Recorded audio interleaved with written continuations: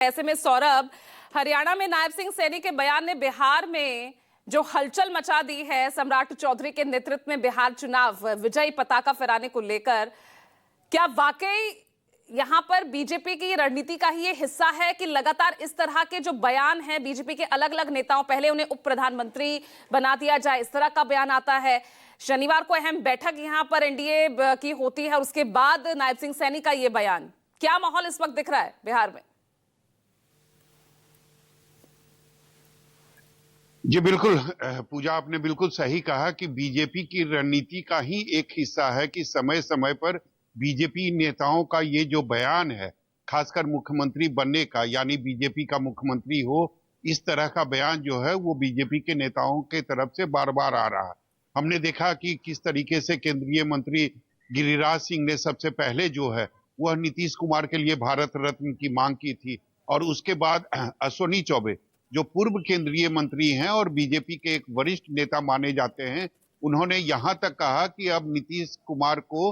Deputy PM बना देना चाहिए, क्योंकि बिहारी जो लोग हैं उनकी यही एक ये मांग है। तो निश्चित तौर पर, और हमने ये भी देखा कि किस तरीके से जो मौजूदा डिप्टी सीएम हैं विजय सिन्हा, उन्होंने कहा था कि अटल जी को सच्ची श्रद्धांजलि तभी मिलेगी जब बिहार में बीजेपी का कोई मुख्यमंत्री बनेगा। तो समय समय पर बीजेपी के नेताओं का यह दुख और दर्द जो है कि आज तक बीजेपी का बिहार में कोई मुख्यमंत्री नहीं बना है, यह जुबान पर आता रहा है। और बीजेपी चाहती भी है कि आने वाले जो 2025 का चुनाव हो, उसमें अगर एनडीए को बहुमत आए तो बीजेपी के तरफ से कोई मुख्यमंत्री बने। लेकिन सबसे बड़ी बाधा जो है वो मुख्यमंत्री नीतीश कुमार है, क्योंकि बीजेपी किसी भी कीमत पर मुख्यमंत्री नीतीश कुमार को नाराज करना नहीं चाहती है, क्योंकि मामला केवल बिहार तक ही सीमित नहीं है, मामला केंद्र तक भी है, क्योंकि केंद्र की जो सरकार है वह नीतीश कुमार के समर्थन में चल रही है। तो अब सबसे बड़ी कोशिश है कि नीतीश कुमार को किसी भी तरीके से एक सम्मानजनक रिटायरमेंट दिया जाए। अगर नीतीश कुमार उसके लिए तैयार हो तभी। तो निश्चित तौर पर यह बीजेपी की एक रणनीति है जिस पर लगातार बीजेपी के नेता काम कर रहे हैं, और समय समय पर बीजेपी के नेताओं का बयान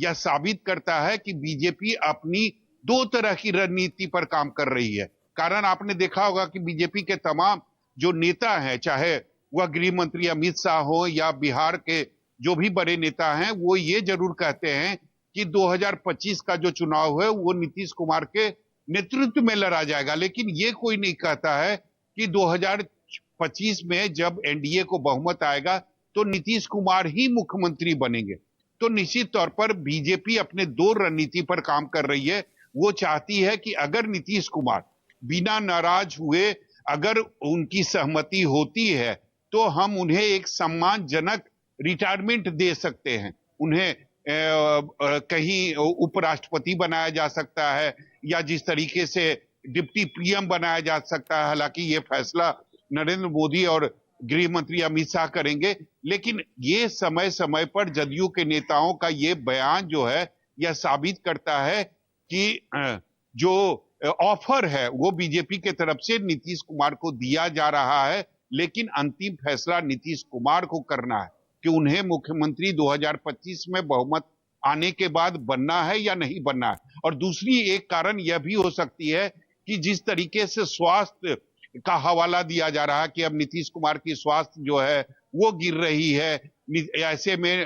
लगातार आपने देखा होगा कि नेता प्रतिपक्ष तेजस्वी यादव कई बार इस बात को कह चुके हैं कि मुख्यमंत्री जो है वो अचेत अवस्था में है। तो सारी चीजों को देखते हुए बीजेपी अपनी दो रणनीति पर काम कर रही है। एक तरफ वो चाहती है कि नीतीश कुमार के नेतृत्व में चुनाव हो, क्योंकि बीजेपी को पता है कि अगर बिना नीतीश कुमार के अगर चुनाव में जाएंगे तो कहीं से भी एनडीए को बहुमत नहीं मिलेगा। तो ये एक मजबूरी है बीजेपी की कि वो कहे कि नीतीश कुमार के नेतृत्व में चुनाव होगा, लेकिन नीतीश कुमार ही मुख्यमंत्री बनेंगे ये बीजेपी का कोई नेता नहीं चाहता है। बीजेपी चाहती है कि उसका कोई नेता मुख्यमंत्री बने, लेकिन वो समर्थन चाहती है। वो चाहती है कि नीतीश कुमार गुस्सा ना हो, नीतीश कुमार नाराज ना हो, क्योंकि नाराज अगर हो गए तो निश्चित रूप से हमें मुख्यमंत्री की कुर्सी नहीं मिलेगी। तो एक सम्मानजनक रिटायरमेंट देना चाहती है मुख्यमंत्री नीतीश कुमार को। लेकिन सबसे बड़ी बात है